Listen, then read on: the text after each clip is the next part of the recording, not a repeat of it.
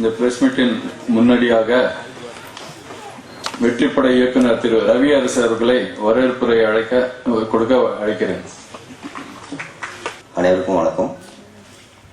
இன்னைக்கு ஈட்டி படத்துடைய success meet and press meet நடக்குது. ஈட்டி படம் all over Tamil Nadu very good response இருக்கு. ரெவென்யூ சைடில் இருந்தது.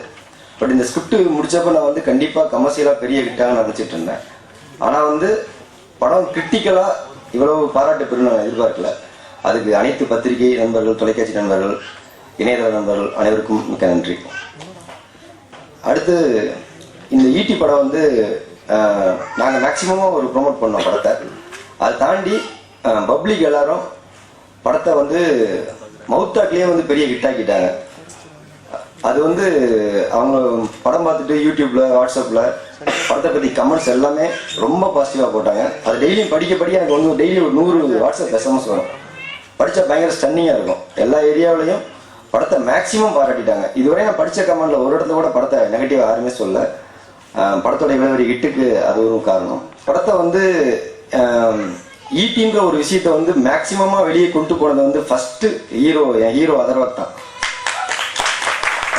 நான் எல்லா பேட்டியிலையும், எல்லா பத்திரிகை பேட்டி எல்லாத்துலயும் இந்த இந்தியாவில் இந்த படத்தை இந்த ஸ்கிரிப்டை அதர்வாக் வேற யாருமே பண்ண முடியாது அப்படின்னு நான் ரொம்ப ஓப்பனா சொல்லுவேன். நிறைய பேர் சொன்னாங்க, ஏன் நீங்க இப்படி சொல்றீங்க, மற்ற ஹீரோலாம் கோச்சுக்கு போறாங்க அப்படின்னாங்க. பரவாயில்ல, கோச்சாலும் பரவாயில்ல, உண்மையதான் சொல்லுவேன் அப்படின்னு சொன்னேன். அதர்வாக் மேக்சிமமா இந்த படத்தை எங்கேயோ கொண்டு போயிட்டாரு. இப்ப எங்க பார்த்தாலும் அதர்வாக் பத்தி தான் டாக் இருக்கு. அது அதனால இப்ப அதர்வாக் இவ்வளவு பெரிய இடத்துக்கு போனது எனக்கு பெரிய சந்தோஷமே அதுதான். ரொம்ப சந்தோஷமா இருக்கு. களவாணிக்கு பிறகு ஒரு நல்ல அங்கீகாரம். ரவி நாங்கள் உதவி இயக்குனர் அந்த காலகட்டத்திலிருந்து 2 பேரும் ரொம்ப நண்பர்கள். சர்க்குண கண்ணுக்கு திருமுருகனை வில்லனா தெரிஞ்சது மாதிரி ரவி கண்ணுக்கு மட்டும்தான் திருமுருகனை வில்லன் இல்லாம ஒரு இன்னசென்டான கேரக்டரை பண்ண வைக்க முடியும்னு தெரிஞ்சிருக்கு. அதுக்கே ஃபர்ஸ்ட் நிறைய பேருக்கு திருமுருகனை அப்படி காட்ட முடியாது அப்படின்னு இருந்திருக்கு. எனக்கே கொஞ்சம் பயமா தான் இருந்தது. இன்னைக்கு தியேட்டர்ல எல்லாரும் ரொம்ப சந்தோஷமா கை கொடுக்குறாங்க, அது நல்லா பண்ணிருக்கீங்க அப்படின்னு நிறைய ஏற்பட்ட மெசேஜ் அனுப்புறாங்க. ரொம்ப சந்தோஷமா இருக்கு. இந்த வாய்ப்பு கொடுத்த ரவிக்கு நன்றி. இந்த படத்துல ரொம்ப சந்தோஷமா இருந்துச்சு. ஹிட்டு படத்துல இருக்கிறது எனக்கு ரொம்ப பெரிய விஷயம். அந்த இடத்துல ரொம்ப சந்தோஷமா இருந்தேன். அப்புறம் வித்தியாசமான கேரக்டர் பண்ணேன், ஷார்ட் புட் பிளேயர். எனக்கே சொல்லும் போது சிரிப்பாக இருந்துச்சு. பட் பரவாயில்ல, ரவி சார் எப்படியோ பண்ண வச்சிட்டாரு. தேங்க்யூ. ப்ரொடியூசருக்கு நன்றி. ரொம்ப பேசல. தேங்க்யூ. எனக்கு பேசலாம் தெரியாது, பாட சொன்னா பாடுவேன். இத்தனை நாளாக என்னை நீங்கள் எல்லாரும் ஒரு சிங்கராக தான் பார்த்துருப்பீங்க. பட் ஃபர்ஸ்ட் டைம் எனக்கு இந்த பெரிய ஆப்பர்ச்சுனிட்டி கொடுத்தது ரவி அரசு சார். ரவி அரசு சார் என்னை நம்பி எனக்கு ஒரு சின்ன ரோல் கொடுத்தாரு. பட் அதை என்னை நம்பி அவர் கொடுத்தாரு, நான் நல்லா பண்ணுவேன்னு. So thank you so much Ravi sir. And இந்த படத்தை ஃபர்ஸ்ட் எனக்கு சொல்லும்போது எனக்கு எப்படி நடிக்க போறோன்னும் போது ரொம்ப பயமா இருந்தது. ஏன்னா இது என்னோட ஃபர்ஸ்ட் ஃபிலிம், எனக்கு எப்படி நடிக்கணும்லாம் தெரியாது. பட் இவங்க எனக்கு ரொம்ப ரொம்ப சொல்லி கொடுத்துருக்காங்க. என்னை அவ்வளோ பொலைட்டாக, அவ்வளோ கைட் பண்ணி என்னை இந்த படத்தை இவ்வளோ அழகாக பண்ண வச்சிருக்காங்க. இந்த படத்தை பற்றி நிறைய reviews and of course the great hero Atharvaa அண்ணா. அத்ருவா அண்ணாக்கு நான் தங்கச்சியை நடிக்க போறேன்னும் போது ஃபர்ஸ்ட் ரொம்ப பயமா இருந்தது. அத்ருவா அண்ணாவை நான் பிக் ஸ்க்ரீன்ஸ்ல நிறைய அட்மையர் பண்ணியிருக்கேன். But the time when I came to know that I'm going to act with him, எனக்கு ரொம்ப டென்ஸ்டாக இருந்தது.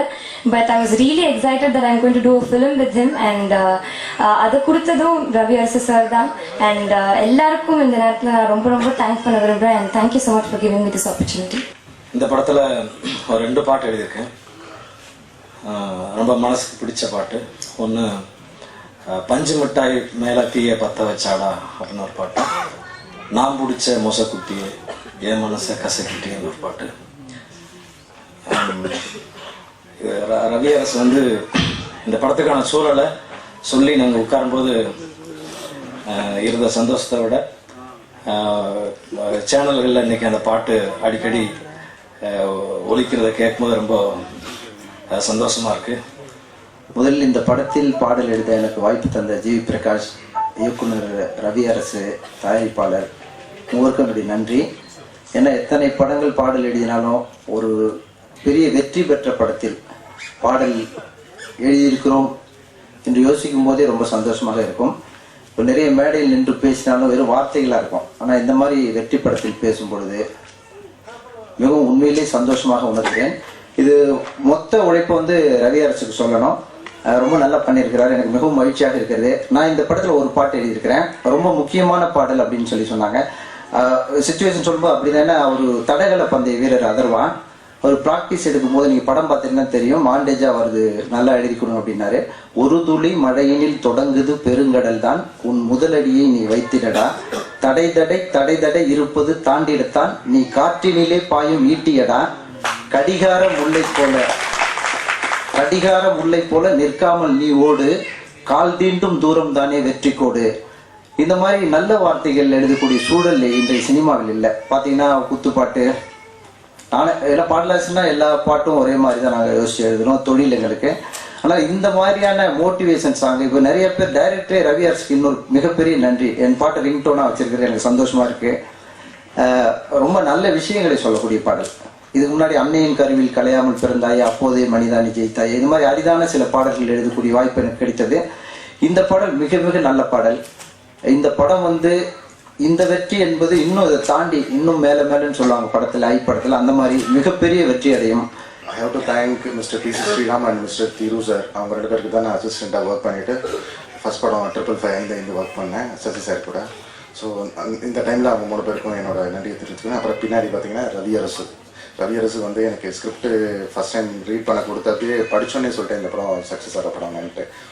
ஸோ அவருக்கு ரவி அரசுக்கு நன்றி சொல்லிக்கிறேன். அதுக்கப்புறம் மைக்கேல் சார், அவர் வந்து என்ன எக்யூப்மெண்ட் கேட்டாலும் ஒரு ஜென்ரலாகவே ஒரு ப்ரொடக்ஷன் பார்த்தீங்கன்னா கேமராமேன் வந்து இவ்வளோ எக்யூப்மெண்ட் கேட்குறாங்க, இவ்வளோ இது வர்றாங்கன்னு ஒரு ஆர்குமெண்ட் போகும் ஜென்ரலாகவே.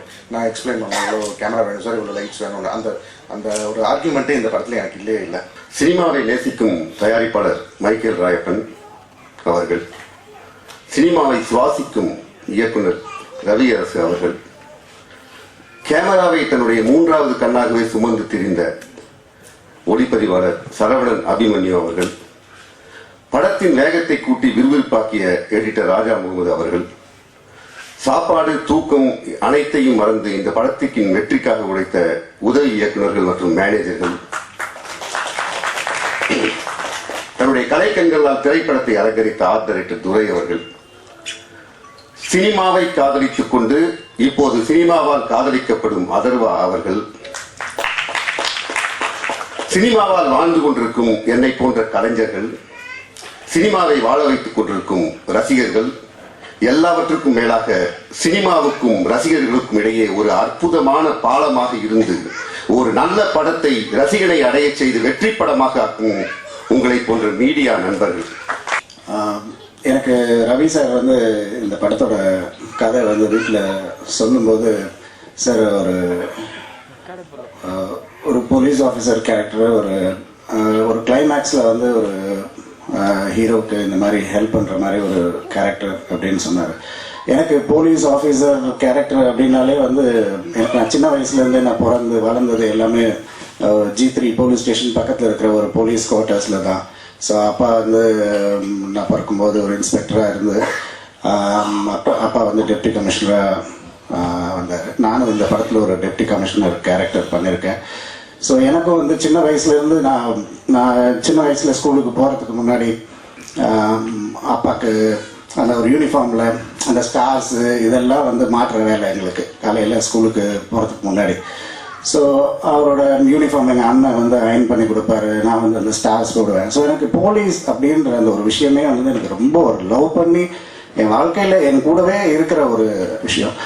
அது வந்து எனக்கு ஒரு கேரக்டராக நான் பண்ணும்போது வந்து எனக்கு அதில் ரொம்ப சந்தோஷம். அதுவும் இந்த மாதிரி ஒரு ஒரு நல்ல ஒரு போலீஸ் ஆஃபீஸராக பண்ணதில் எனக்கு சந்தோஷம். நானும் வந்து சினிமாவில் நடிக்கணும்லாம் நான் சின்ன வயசுலேருந்து நினச்சதே கிடையாது. போலீஸ் ஆஃபீஸர் ஆகணும்னு தான் வந்து நான் படிக்கும்போதுலேருந்து எனக்கு ஒரு ஆசை. அன்ஃபார்ச்சுனேட்லி எனக்கு ஹீரோ சான்ஸ் கிடச்சி சினிமாக்குள்ளே வந்துட்டேன். அது அன்ஃபார்ச்சுனேட்லின்னு இல்லை, but maybe fortunate also. But even then எனக்கு சத்தியமாக எனக்கு ஒரு சினிமாவில் வரலன்னா கண்டிப்பாக போலீஸ் ஆஃபீஸராக இருப்பேன்.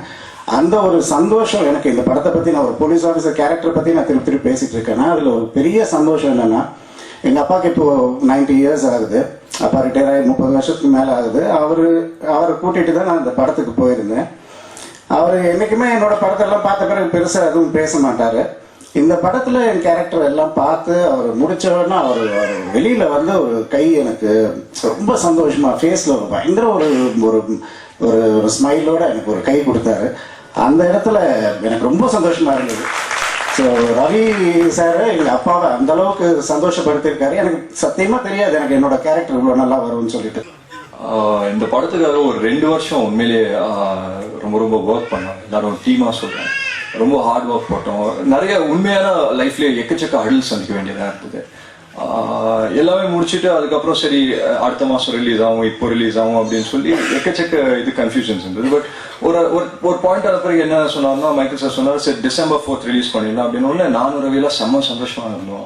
செம்ம சந்தோஷமாக இருந்து சரி இப்போ நம்ம கஷ்டப்பட்டதுக்கு நம்ம பலன் கிடைக்க போகுது அப்படின்னு சொல்லி.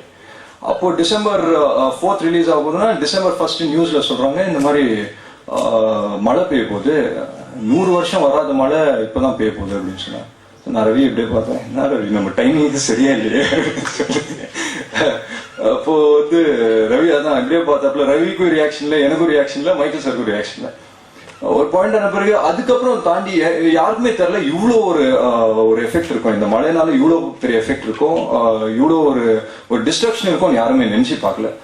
ஆனா ஒரு 6ஆம் தேதி 7ஆம் தேதி போச்சு. அப்போ எல்லாருக்குமே ஒரே ஒரு கன்சர்ன் தான் இருந்தது, சரி நம்ம மக்களும் நம்மளை சுத்தி இருக்கிறவங்க எல்லாருமே நல்லா இருந்தா போதும் அப்படின்ற ஒரு மைண்ட் செட்டுக்கு எல்லாருமே வந்துட்டோம். இதெல்லாம் தள்ளி வச்சுட்டோம். இப்போ மைக்கேல் சார் ஒரு வாட்டி என்ன சொல்றாருன்னா, இந்த மாதிரி 11th ரிலீஸ் பண்ணா இது ஒரு நல்ல இதா இருக்கும் நமக்கு.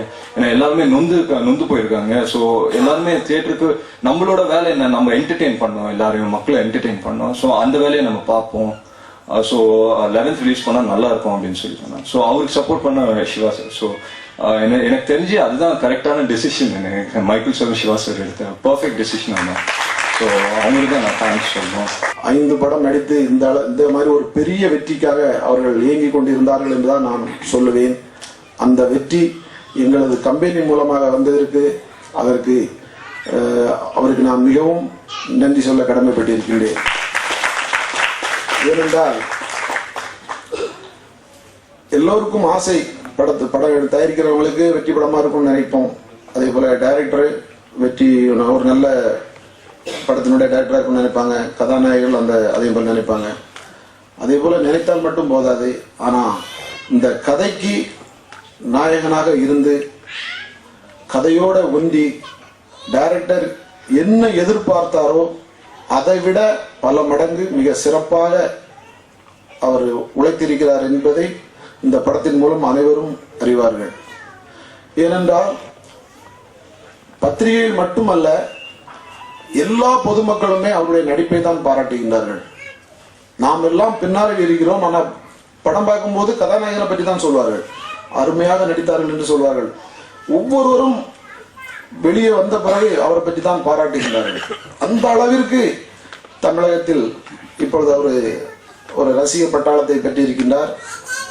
அதற்கு அவருடைய உழைப்பு, அவர் சொன்ன மாதிரி உணவின்றியும் அவர் உண்மையாகவும் உடலை வருத்தி மிக கஷ்டப்பட்டு உழைத்திருக்கின்றார். அது எல்லாருக்கும் தெரிகின்றது. எல்லா படங்களிலும் அவர் இப்படிதான் உழைத்திருப்பார் என்று சொன்னார். அதே போல அது காரணம் கரெக்ட் தான். ஆனால் அந்த கதை சரியான கதையாக இருந்ததனால்தான் அவருக்கு ஒரு அங்கீகாரம் கிடைத்திருக்கிறது என்றுதான் நான் சொல்லுவேன். அந்த வகையில் இந்த படத்திற்கு அவருடைய முழு உழைப்பையும் அளித்து இந்த படம் மிகப்பெரிய வெற்றி படமாக ஆக்குவதற்கு படத்தை அருமையாக நடித்த நமது நாயகன் அதர்வா அவர்களுக்கும் எனது நன்றியை தெரிவித்துக் கொள்கிறேன். ஹீரோயின் ஸ்ரீதிவ்யா எல்லோருமே மிக சிறப்பாக நடித்திருந்தார்கள். எல்லோருக்கும் நன்றி. இன்னும் இதே மாதிரி பல வெற்றி படங்களை எங்களது நிறுவனத்திலிருந்து நாங்கள் வழங்குவோம். அதற்கு என்றும் இதே போல பத்திரிகை நண்பர்கள், தொலைக்காட்சி நண்பர்கள், ஊடக நண்பர்களுடைய ஆதரவு எங்களுக்கு தேவை. நல்ல கருத்துள்ள படங்களை எடுக்கும் பொழுது நீங்கள் உண்மையிலே எங்களை பாராட்டி எங்களை வாழ்த்துங்கள். கம்பெனி நல்ல தரமான படங்களை கொடுக்க உங்களுடைய ஆதரவு என்றும் எங்களுக்கு தேவை.